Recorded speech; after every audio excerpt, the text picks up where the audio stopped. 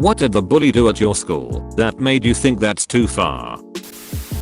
5th grade. She mercilessly bullied the shortest, smallest kid in class every day.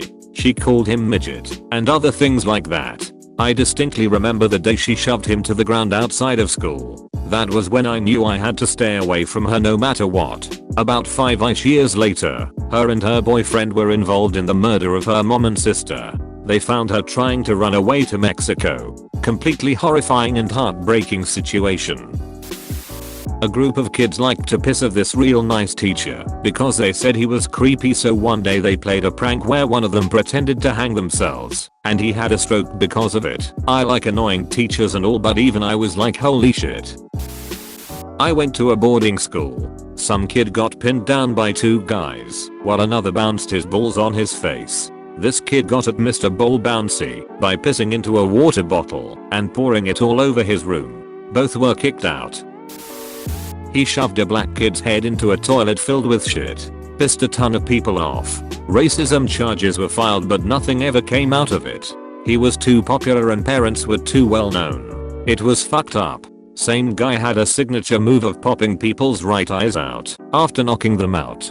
He eventually wrecked his truck doing 90 miles per hour on a little shitty ass back road while drunk and fucked up on coke, caused his truck to flip several times and died from it. Not going to be the one who says he kinda had it coming, but edit. Well, did not expect this post to get so much attention. To those asking, I'm not making this story up. Wish I was, but I'm not. But hey, it's your choice to believe it or not. I guess some of y'all haven't experienced small town life, where being from a particular family has a great pull to it. Shit tends to get swept under a rug if you come from certain privileges and know the right people. I only saw him pull someone's eye out once. We were at a pasture party and he got into a fight with some guy from the next town over. After the guy was KO'd, he went over, shoved his finger on his eye and fish hooked it out. The crowd around the fight started shouting about how he did it again. That's when I knew it wasn't the only time he'd done it. Everyone assumed racism and that he went too far on this because of him repeatedly using an ***ger.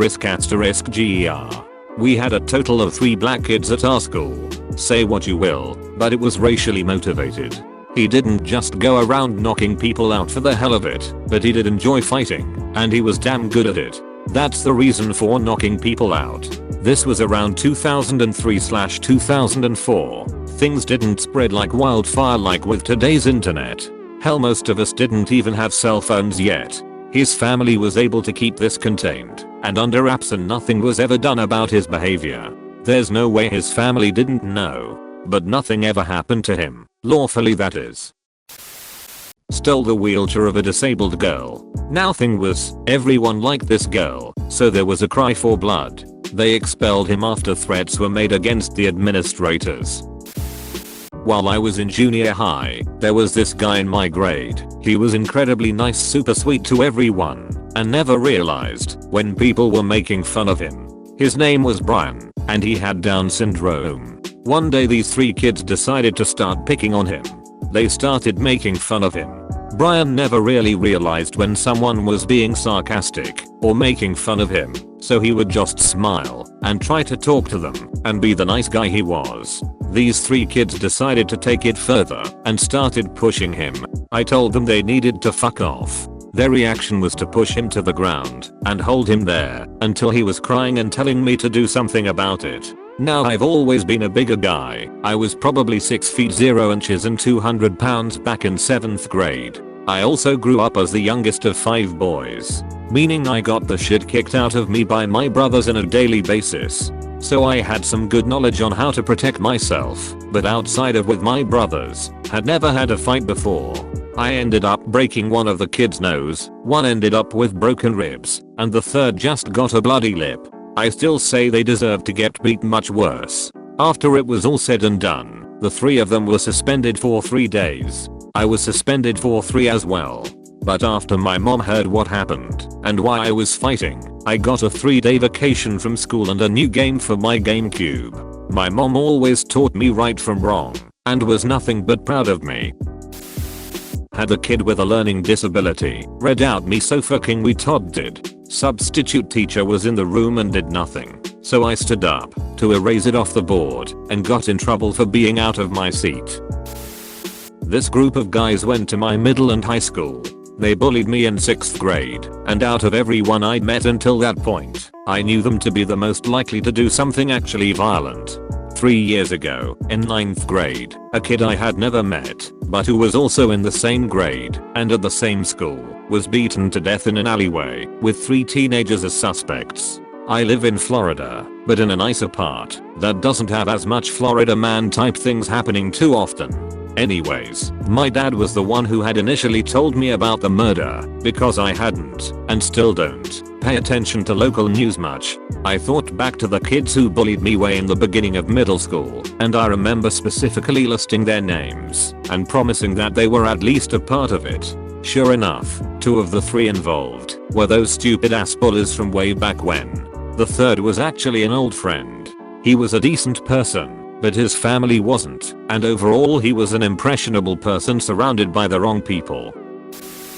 It doesn't exactly fit with the story, but this thread made me remember a funny incident where one of my friends at the time suddenly decided he was going to become a hardus and get all the respect and babes by picking on the weird kid. It was totally random, because he was a nice, pretty quiet kid before that. But anyway, he walked up to the weird kid all Billy Badass and said, "That's my chair. What are you doing in my chair before class?" The weird kid just calmly sits there and quite rightly points out there's no assigned seating.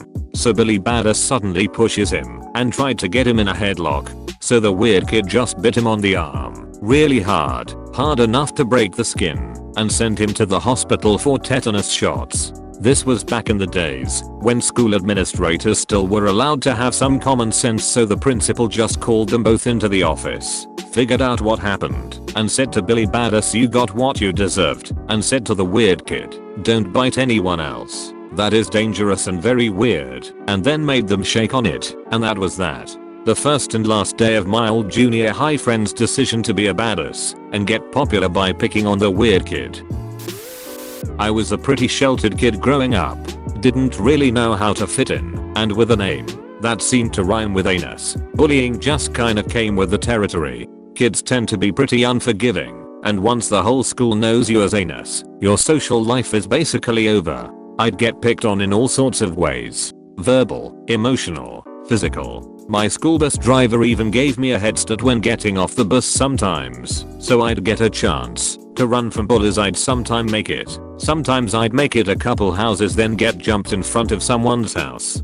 Had a dad that beat me, so the bruises kinda all blended in together swimmingly. The "that's too far" moment a couple years after I tested out of HS sophomore year. To get away from those issues, I started community college and got in shape and gained a level of confidence, given I was mostly around older people who didn't see my name and give me shit for it. One night I was visiting my parents who lived near my old HS. There was a park nearby that I used to play basketball at, and after having dinner, I decided to walk up the hill to the park and reminisce a bit. It was an entirely uphill walk to the top, where there was a court and some jungle gyms. So to give reference, the park is pretty secluded and gated, unless you had a key or just scaled the wall to get in. So I jumped the wall, walking through, older, confident, looking back on my younger days hiding away in this park, when I see 2 silhouettes at the very top of the hill. I was pretty sure I recognized both of them as 2 guys that used to pick on me. I wasn't the same old anus. Having worked out and much more confident, I waved to them both. Lowering my voice a little to sound manlier, I called out their names. They both seemed to have jumped when they heard me and looked over for a second before there was a loud pop and I heard air as something whizzed past my ear. I vaguely remembered the 2 of them as being very angry, kinda sketchy dudes. It took me a second before I realized I was just shot at. I turned around and booked it, my heart beat in my ears, till I got out of the park and hid in an apartment complex, making sure they didn't come after me. In the moment, my dumbass was thinking, wow, I knew they didn't like me, but this is getting out of hand. It was only much later that I realized that park was the go-to place for drug deals, and I'd stumbled into one. It probably wasn't, because they didn't like me, and just more that I was in the wrong place at the wrong time acting like a complete idiot.